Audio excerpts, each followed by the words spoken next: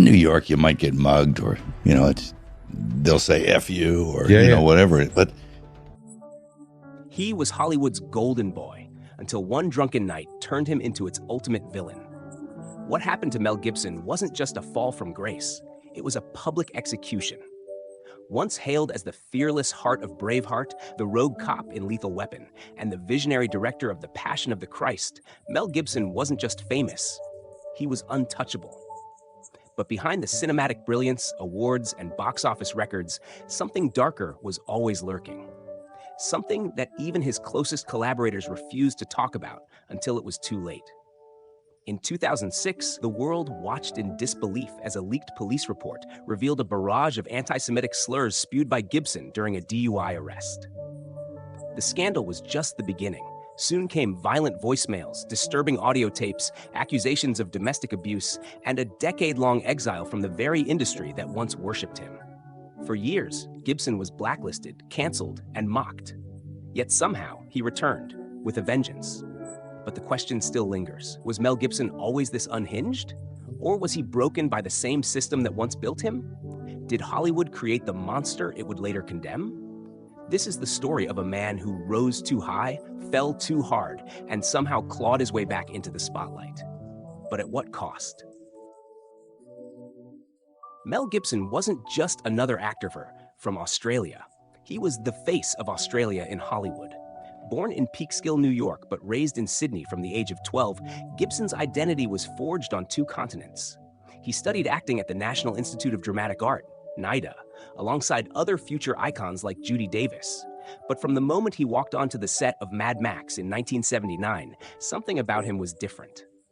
He wasn't just playing a character. He embodied raw intensity, charisma, and a rebellious spirit that no one could ignore.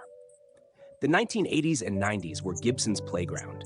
With roles in Gallipoli, The Year of Living Dangerously, and the Lethal Weapon franchise, he became the ultimate action hero, rugged, witty, and unafraid to get his hands dirty.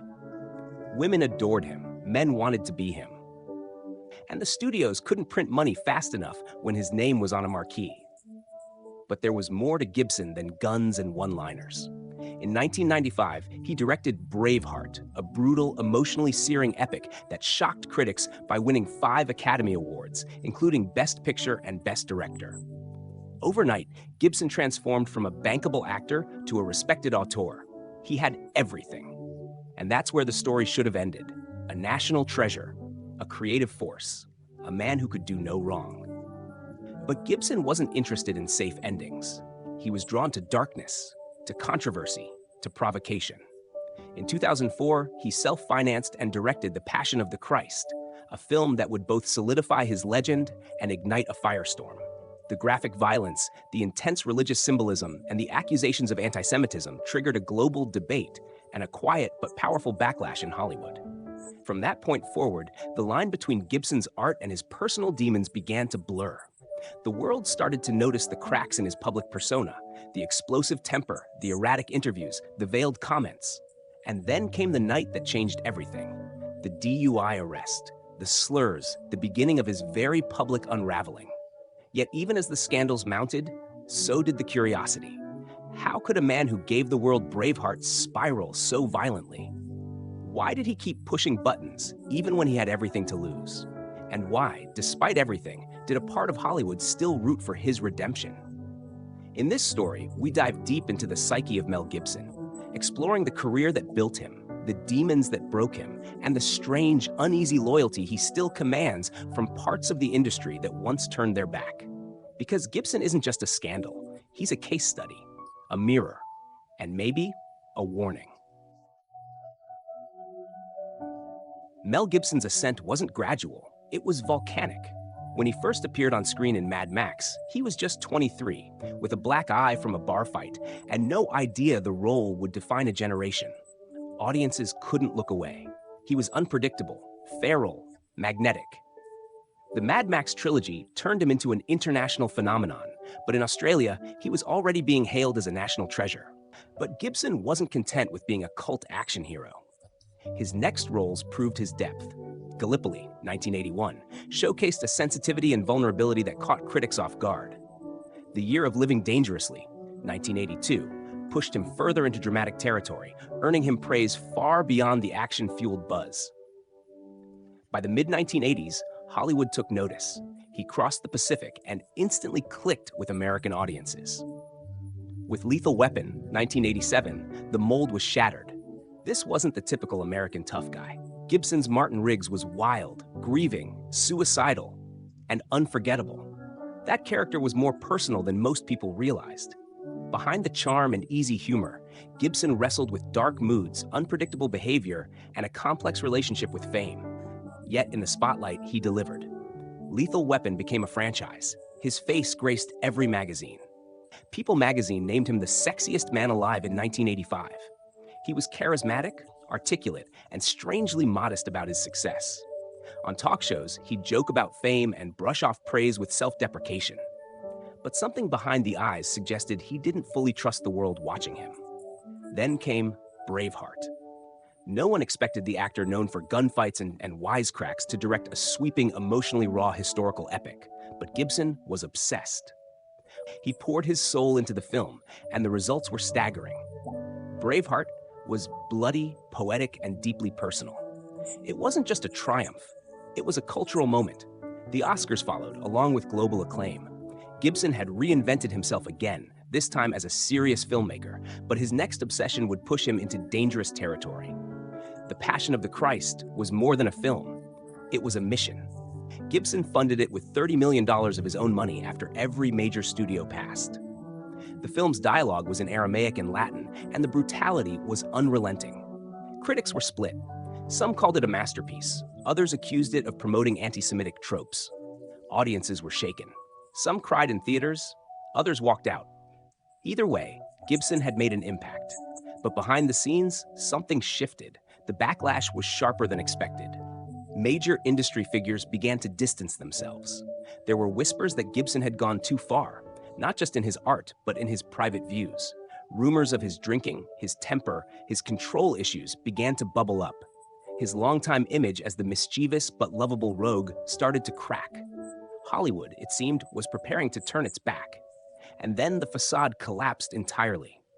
In July 2006, Gibson was arrested in Malibu for drunk driving. What should have been a routine incident became a PR apocalypse when the arresting officer's report revealed a tirade of anti-Semitic slurs. The Jews are responsible for all the wars in the world, Gibson allegedly said. The media exploded. Overnight, Gibson became persona non grata. Agencies dropped him. Friends went silent. He released an apology, but the damage was irreversible. Instead of laying low, Gibson grew more erratic. In 2010, audio recordings leaked in which he was heard screaming at his girlfriend, Oksana Grigorieva. His voice was unrecognizable, rage-filled, hateful, unstable. The tapes included threats, racial slurs, and chilling misogyny. Public opinion collapsed. He wasn't just controversial anymore, he was dangerous. The man who once conquered both Hollywood and the box office had become a cautionary tale. His name disappeared from casting shortlists. Studios refused to associate with him. Even actors who once praised him grew silent. For nearly a decade, Gibson lived in a kind of artistic exile, occasionally seen, rarely heard, and always judged. But Mel Gibson was never one to stay down. The tapes were horrifying. "You look like a f***ing pig in heat," Gibson screamed. "If you get raped by a pack of knuckers, it will be your fault." These weren't just private outbursts. They were the unraveling of a myth. Overnight, Mel Gibson went from controversial to radioactive. Publicists refused to touch his name. Studios erased him from consideration. Friends who once laughed off his eccentricities now looked away. But beyond the headlines and the fury, there was something more tragic at play. A man whose inner demons had grown louder than his talent. Insiders whispered that Gibson had battled alcoholism for decades. His father, a known Holocaust denier, had instilled extreme religious views from an early age. Mel had long carried a tortured relationship with faith, control, and masculinity. The pressure of global fame had only made it worse. After The Passion of the Christ, many noticed a shift. One former collaborator described him as restless, paranoid, like he was walking on glass in his own mind. During the peak of the scandal, it emerged that Gibson had been attending Alcoholics Anonymous regularly. But for many, it felt too late. The leaked voicemails to Oksana weren't just rage, they were terror. He spoke like a man cornered, unraveling, desperate to exert control over a reality that no longer obeyed him. And yet, there were those who defended him. Jodie Foster, who had directed and starred with Gibson in The Beaver, 2011, publicly stood by him. "He's not the monster people want him to be," she said. "He's complicated, damaged, but brilliant." Robert Downey Jr., himself no stranger to scandal, urged Hollywood to forgive Gibson during a speech at the American Cinematheque Award ceremony. "You didn't give me a second chance," Downey said, turning to the crowd. "Mel did." In 2016, Gibson returned, not with a starring role, but with a film. Hacksaw Ridge, a brutal yet uplifting war epic about pacifist soldier Desmond Doss, marked his directorial comeback. It received 6 Academy Award nominations, including Best Picture and Best Director. For the first time in a decade, Gibson walked the red carpet without shame. But the air was different. Polite applause, not adoration. Recognition, not embrace. Critics were divided. Was this true redemption? Or was Hollywood simply choosing to forget? Behind closed doors, Gibson was still the same paradox, charming and terrifying, brilliant and broken. He spoke of healing, of regret, of rediscovery, but he never directly addressed the full weight of his past. The apologies were vague, the interviews carefully worded. There was remorse, but no reckoning. Some say the industry let him back in because his talent was undeniable. Others say it was hypocrisy, that a less powerful man would have been exiled forever. But perhaps the truth is more uncomfortable. Hollywood didn't forgive Mel Gibson. It just got tired of hating him. And maybe that's the most chilling part of all. Mel Gibson's story is not easy to categorize. That's exactly why it haunts us. On one side stands a man of extraordinary talent. As an actor, he brought a rawness and volatility that felt dangerously real. As a director, he created some of the most emotionally wrenching films of his generation, works that refused to be comfortable or conventional. Braveheart is still quoted, still studied. The Passion of the Christ remains one of the most financially successful independent films of all time, and Hacksaw Ridge proved he hadn't lost his cinematic fire. His artistic legacy is real. It's permanent. But none of this erases the wreckage left behind. The industry didn't fabricate Mel Gibson's downfall. He authored it with his own mouth, through slurs, threats, violence, and bitterness. His demons weren't whispered rumors, they were broadcast for the world to hear. And no matter how brilliant a person might be, brilliance doesn't excuse brutality. What he said, what he did, caused real damage, to relationships, to reputations, to people who didn't have his wealth or power to recover. The contradiction is where the discomfort lives. Can someone be both a genius and a threat? Can we admire the work without condoning the man? And if someone shows remorse, true or calculated, what do we owe them? Forgiveness? Silence? Or just distance? In Gibson's case, Hollywood made its choice. Slowly, and perhaps reluctantly, it let him back in. Not because it believed in redemption, but because it couldn't fully let go of what he once represented. Talent, masculinity, risk, the very traits the industry pretends to outgrow but still secretly worships. For this channel, we view Mel Gibson not as a hero or a villain, but as a cautionary tale. A man who had it all, burned it all, and returned not because he changed, but because the system still had room for him. That should make us pause. So now we ask you, what do you think? Do his films stand apart from the man? Does redemption mean more than public apology? And if someone falls so hard, do they ever truly rise again? Some actors become legends, others become warnings. Mel Gibson somehow became both. We remember the scream of William Wallace shouting freedom with blood on his face. We remember the quiet resolve of Desmond Doss carrying bodies through smoke. We remember the crooked smile of Martin Riggs, holding a pistol to his own temple with a tear behind his grin. These moments are burned into the fabric of cinema, not just because they were performed well, but because they felt like the actor believed them. Maybe too much. But now, knowing what we know, those scenes play differently. The pain feels more personal. The rage feels less theatrical. The man behind the character steps forward, and suddenly the line between fiction and confession blurs. Mel Gibson is not just a figure from film history. He's a mirror to something uncomfortable in our culture.